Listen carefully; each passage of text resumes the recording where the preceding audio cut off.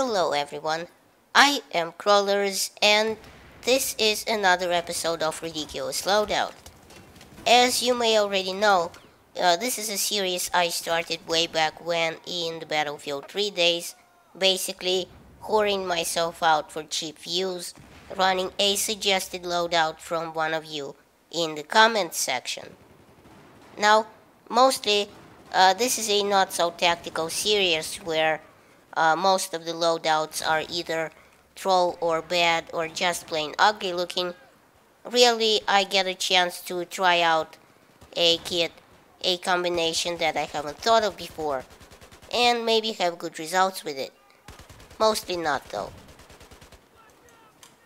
So, this time, a Jeremy Jackson suggested I run the Captain Phillips Somali Pirates loadout, consisting of the RPK-12 with a flashlight and a heavy barrel, and any sort of revolver, like the SW-40 and a shank knife.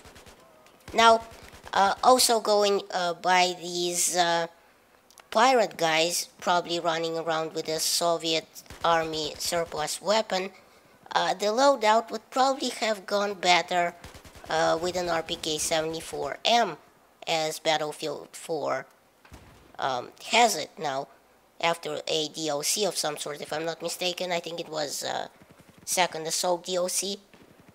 And also I took the liberty of equipping the ballistic shield with me, as I thought maybe they would have some sort of a makeshift shield as a sort of protection, maybe something they liberated from riot police or some special forces, and made do with that.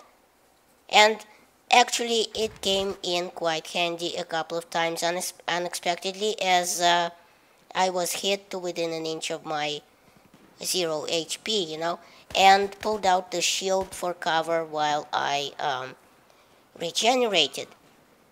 So, as this was a Captain Phillips Pirates setup, Pirates-related movie setup, as I said, I'd have thought that the RPK-74M would suit it better, since it's a much older MG and, should be readily available at the local Pirates R Us.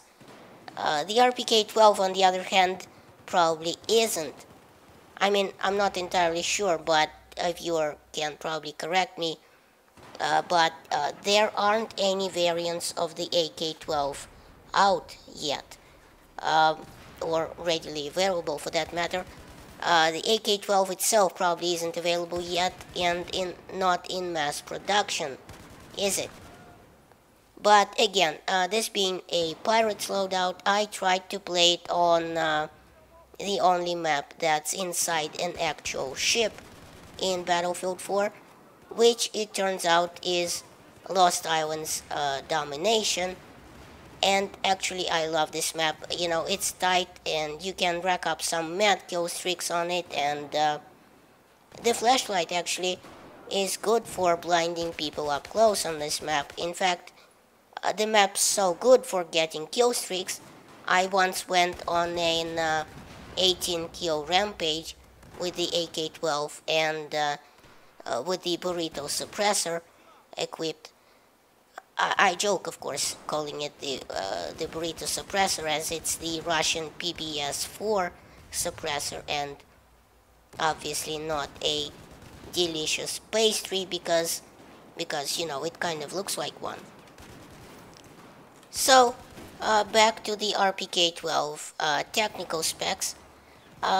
Obviously the RPK-12 is a Russian MG, the Ручной пулемет Kalashnikova, literally Kalashnikov's handheld machine gun, and it's a pretty cool one at that.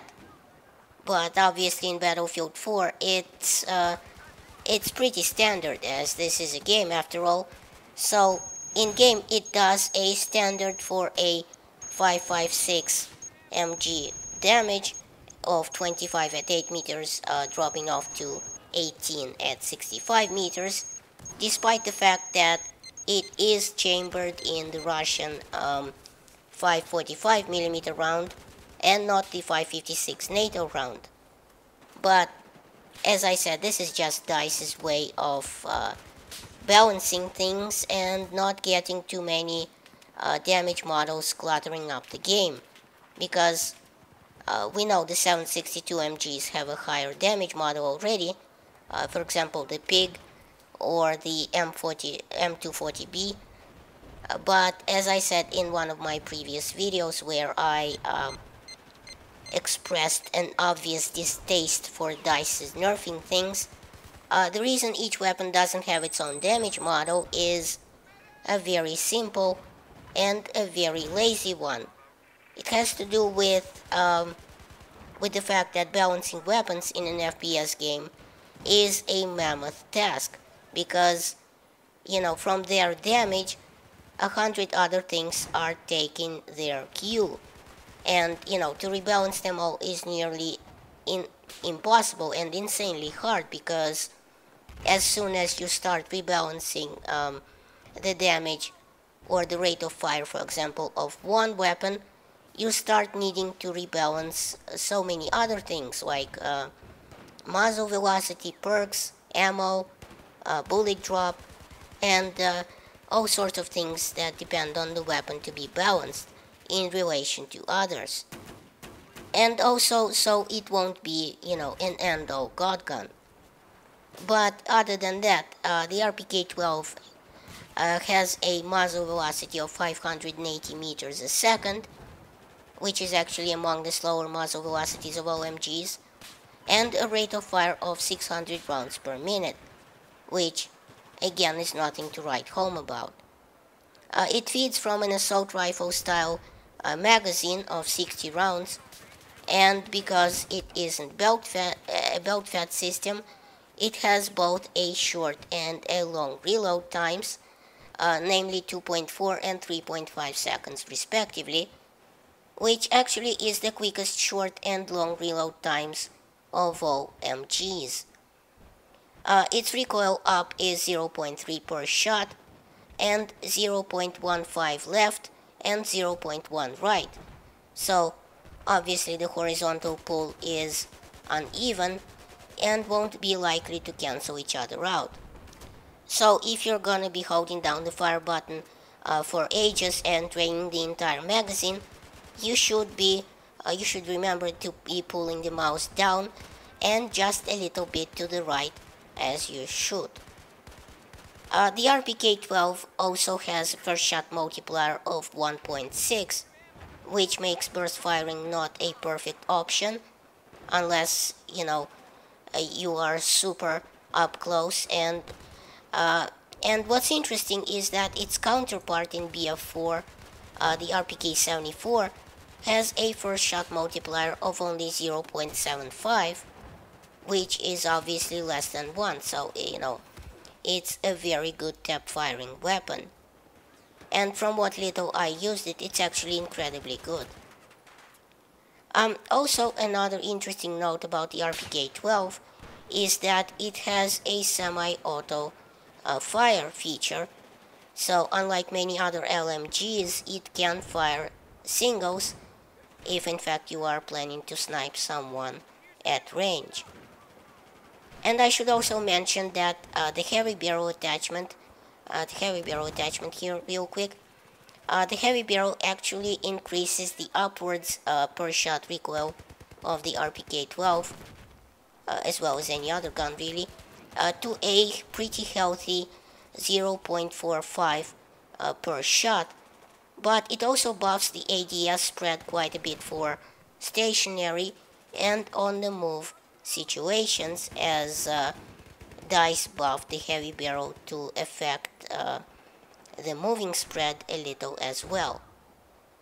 So yes, that seems to be all for this particular loadout, but